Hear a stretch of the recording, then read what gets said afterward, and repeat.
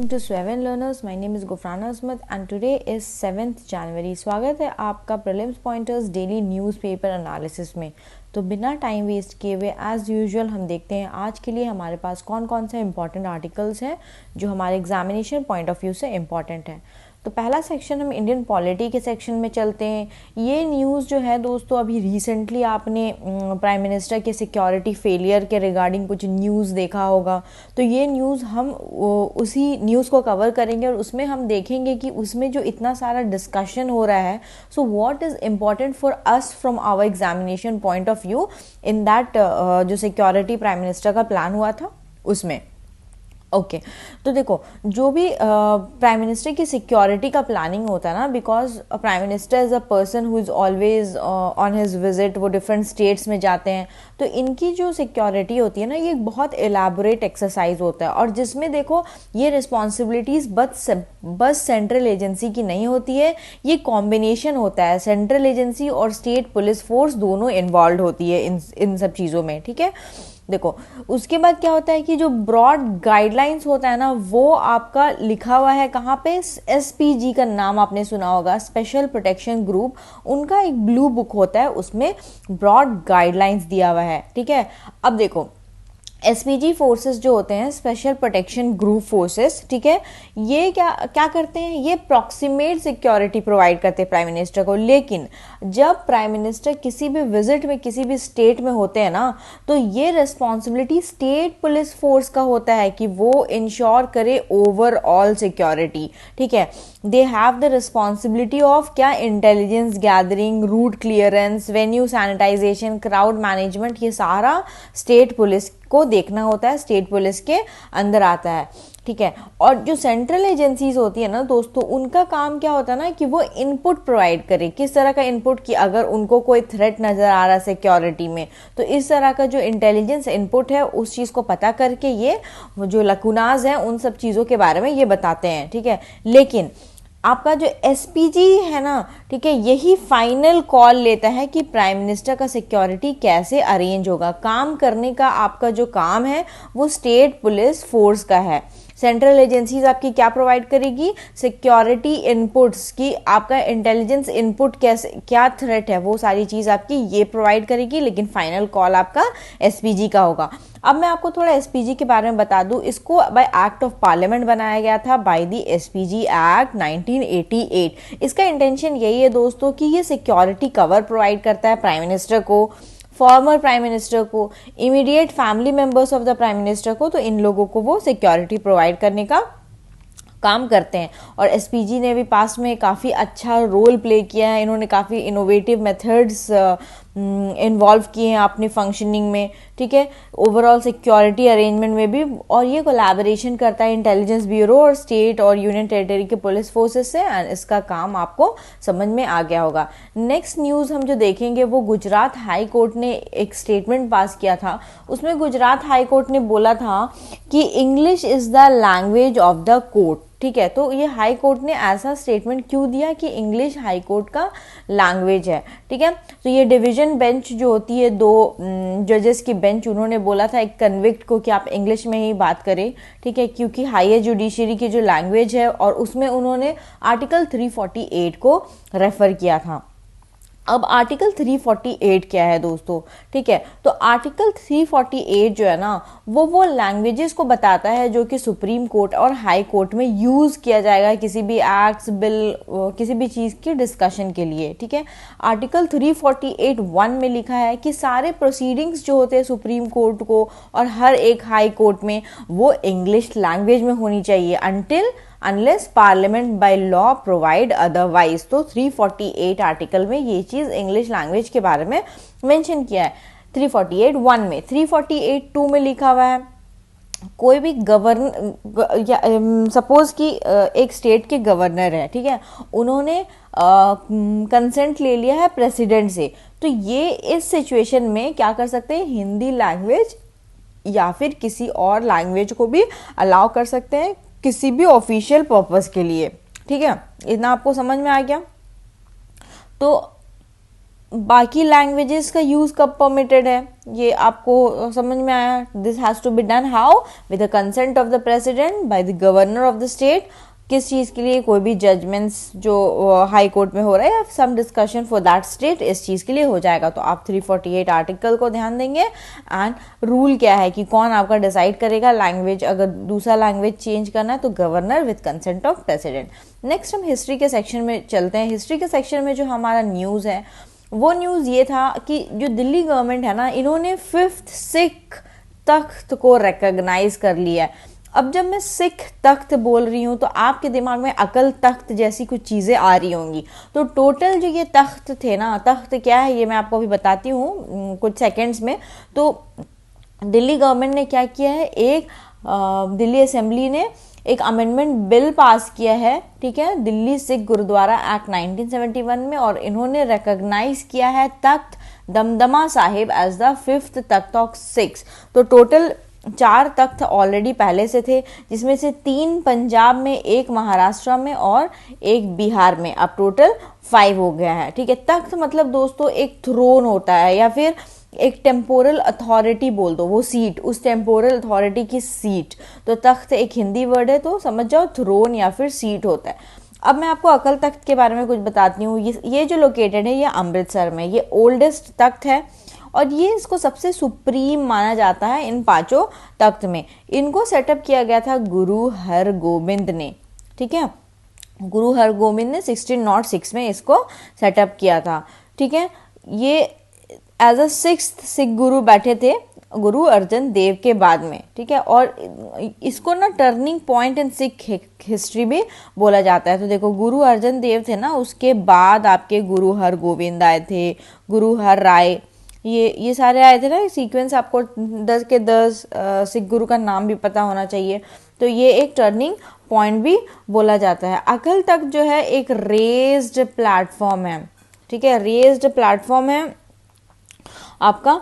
ये हरमिंदर साहिब जो golden temple है ना, वहाँ पे आपको ये देखने को मिलेगा। ये सिंबलाइज करता है कि जो आपकी जितनी भी temporal authority, political sovereignty Sikh community की है, स्पिरिचुअल अथॉरिटी, आपने पीरी मीरी का कॉन्सेप्ट सुना होगा, तो इन सब का यूनिफिकेशन को एक तरह से दिखाता है, ठीक है। और ये अकल तख्त आपका first maker of Sikh nationalism, इस तरह से भी इसको माना जाता है।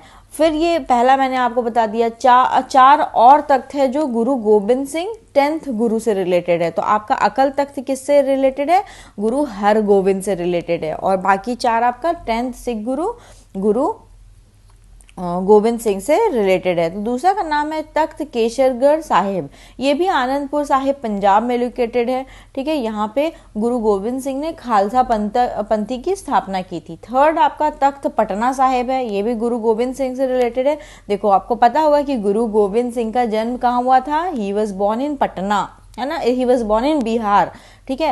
एज बस पटना बोलना गलत होगा क्योंकि एक स्पेसिफिक लोकेशन है वो, तो बिहार में उनका जन्म हुआ था। तो तख्त पटना साहिब भी एक लोकेटेड है वहाँ पे। फिर है एक तख्त हजूर साहिब, ठीक है। तख्त हजूर साहिब जो है, यहाँ पे गुरु गोबिंद सिंह ने अपना बहुत सारा वक्त यहाँ पे स्पेंड किया था और यहाँ पे इनको क्रीमेट किया गया था। और लास्ट तख्त दमदमा साहिब जो अभी नया वाला रिकॉग्नाइजेशन हुआ है, ये भी भटिंडा में है, ठीक है। यहाँ पे भी गुरु गोविंद सिंह ने काफ़ी टाइम पार किया था। अब देखो तख्त का रोल मैंने आपको वही बताया, एक तो यूनिफिकेशन वाला चीज़ हो गया, ठीक है। फिर तख्त आपका हकूनामाज इशू करती है, जिसको मोरालिटी ऑर्डर बोलते हैं, सिख कम्युनिटी को ये इशू करने का काम करती है। तख्त आपका सुप्रीम होता है, ठीक है, ओल्डेस्ट है क्योंकि, और ये गुरुज ने ही इस्टेब्लिश किया था, ठीक है। कोई भी एडिक्ट या ऑर्डर जो एंटायर कम्युनिटी के लिए आता है वो तख्त से ही आता है, ठीक है।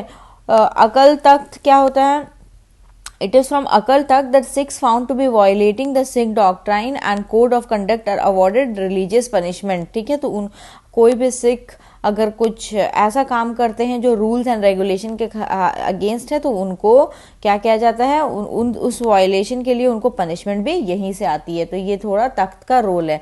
नेक्स्ट हम ज्योग्राफी के सेक्शन में चलते हैं। हमारा पहला न्यूज़ जो है वो चिलिका लेक से रिलेटेड है।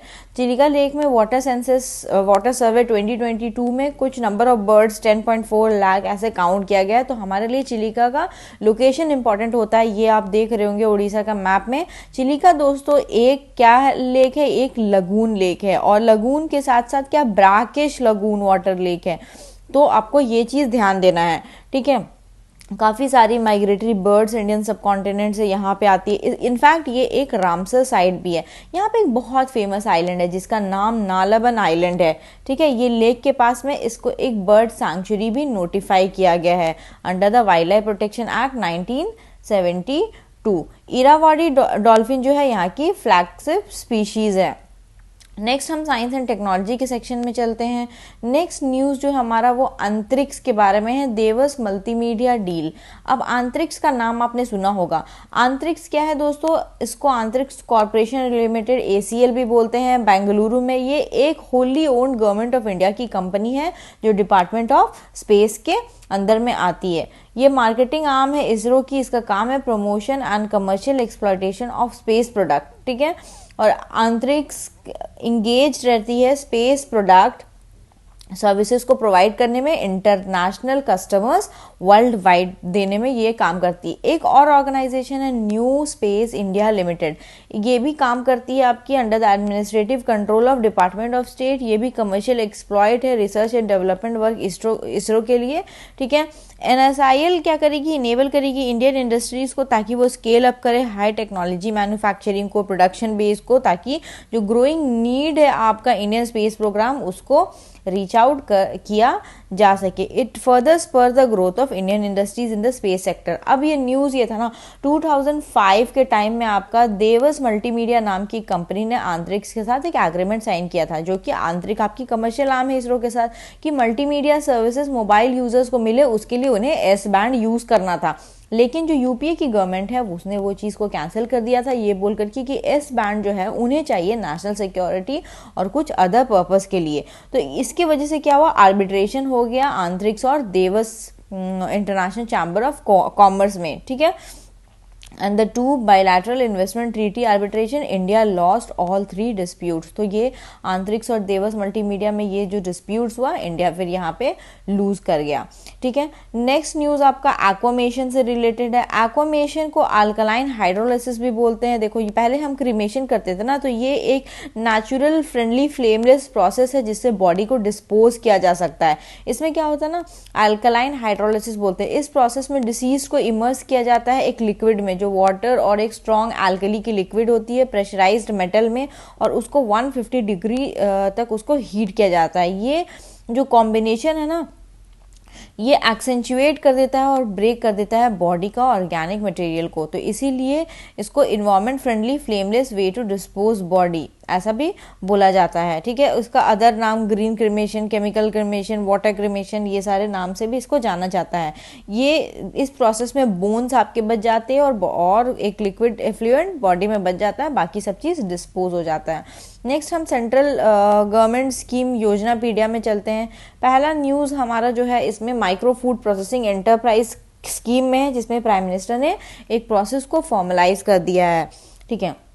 Union minister for ministry of food processing industry ने लॉन्च किया 6 one district one product program, ठीक है। ये लॉन्च किया गया under the Pradhan Mantri formalisation of micro processing industries, जिसको PMFME स्कीम भी बोलते हैं, ठीक है, ठीक है। अमृत फल, कोरी gold, Kashmiri Mantra, Madhu Mantra, Somdana, whole wheat cookies, Delhi Bakes, ये सारे सब कुछ लॉन्च हुए हैं। अब मैं आपको थोड़ा PMFME के बारे में बता दूं। ये मिनिस्ट्री ऑफ फूड प्रोसेसिंग के अंदर आता है दोस्तों, सेंट्रली स्पॉन्सर्ड स्कीम है। इसका एम यही है कि ये मॉडर्नाइज करे, ठीक है, the competitiveness of existing individual micro enterprise and ensure the transition to formal sector. ये सपोर्ट प्रोवाइड करे फार्मर प्रोड्यूसर ऑर्गेनाइजेशन FPOs को, सेल्फ हेल्प ग्रुप को, प्रोड्यूसर कोऑपरेटिव को, ठीक है, मतलब सारे वैल्यू चेन को। इसकी ड्यूरेशन जो स्कीम की है ये 5 साल के लिए है, 2021 से आपकी 25 तक जाएगी और 10,000 करोड़ की इसकी आउटले है। इसका एक्सपेंडिचर जो है वो 60 to 40% के रेशियो में शेयर होगा। सेंट्रल एंड स्टेट गवर्नमेंट्स है 90 to 10 जो नॉर्मल आपका नॉर्थ ईस्टर्न हिमालयन स्टेट और 60 to 40 आपका union territory with legislature, 100% by the centre for other UTs. तो ये आपका PMFACs के बारे में बहुत सारा इसमें पार्ट्स आपका आ जाएगा। 1 district 1 product, support for common infrastructure, seed capital, training, research. तो ये सब सारा सेलिएंट फीचर हो गया आपका PMFME के बारे में। नेक्स्ट हमारा अटल पेंशन योजना के बारे में है। काफ़ी टाइम हो गया, 6.5 years हो गया इसको स्टार्ट हुए हुए। अटल पेंशन योजना 2015 में लॉन्च हुआ था। इसका काम यही था कि जो ओल्ड एज इनकम सिक्योरिटी वाले लोग हैं ना, ठीक है, अनऑर्गेनाइज सेक्टर में, उन लोगों को for delivering old age income security, किन लोगों को, workers in the unorganised sectors old age income security provide करना, ठीक है। APY इन्विसेज करता है गवर्नमेंट को for providing a guarantee of minimum pension after 60 years। तो ये पेंशन से रिलेटेड है। 60 years के बाद में ये कॉम्प्रिहेंसिवली ये इम्प्लीमेंट हुआ है अक्रॉस द कंट्री। सारे स्टेट्स एंड यूनियन टेरिटरीज को कवर करते हुए गया है। With male to female subscription का रेशियो जो है 57 to 43% है। इनफैक्ट काफ़ी अच्छी मात्रा में विमेन ने भी सब्सक्राइब किया हुआ है। APY can be subscribe by any Indian citizen जो आपका 18 से 40 साल की उम्र में होता है, जिनके पास एक बैंक अकाउंट है, and its uniqueness is attributed to 3 distinct benefits, ठीक है। मिनिमम गारंटीड पेंशन 1,000 से 5,000 60 years के बाद ये देगा, ठीक है। Guaranteed for life time to the spouse on death of the subscriber, and lastly in the event of death of both the spouse entire pension is paid to the nominee. मतलब husband wife and जो nominee है उनको भी ये जाएगा। तो ये काफ़ी अच्छा सा एक स्कीम है। तो काफ़ी टाइम हो गया स्कीम का, इसलिए ये न्यूज़ में था। नेक्स्ट हमारा कुछ ट्रू फॉल्स देख लेते हैं। ACIL बेंगलुरु की जो कंपनी है वो एडमिनिस्ट्रेटिव कंट्रोल में है डिपार्टमेंट ऑफ स्पेस की। आर्टिकल 351 प्रोवाइड करता है कि सारा प्रोसीडिंग जो सुप्रीम कोर्ट हाई कोर्ट का है वो इंग्लिश में हो until unless the parliament authorise otherwise. Takht जो है वो हकुनामास पास करता है, ऑर्डर और decree for the Sikh community. APY 2015 में लॉन्च हुआ था, delivering old age income security workers in the organise sector. PMFME scheme central sector scheme है। तो चलो हम देखते हैं कि कितना आंसर्स आप कर पा रहे हो। 2 आंसर तो गलत, करेक्ट है। सेकंड वाला रॉन्ग है आपका, 348 मैंने आपको बार बार बताया है। APY जो है दोस्तों ये अनऑर्गेनाइज्ड सेक्टर के लिए लॉन्च हुआ था। तो यहाँ पे ऑर्गेनाइज सेक्टर लिखा हुआ है, इसलिए ये रॉन्ग है। और PFMME एक सेंट्रल सेक्टर नहीं, in fact it is a central sponsored scheme. तो चलो दोस्तों, thank you. Please like share subscribe the channel. Session के PDF के लिए आप हमारे टेलीग्राम चैनल को फॉलो करेंगे। The link will be provided in the description box. Thank you.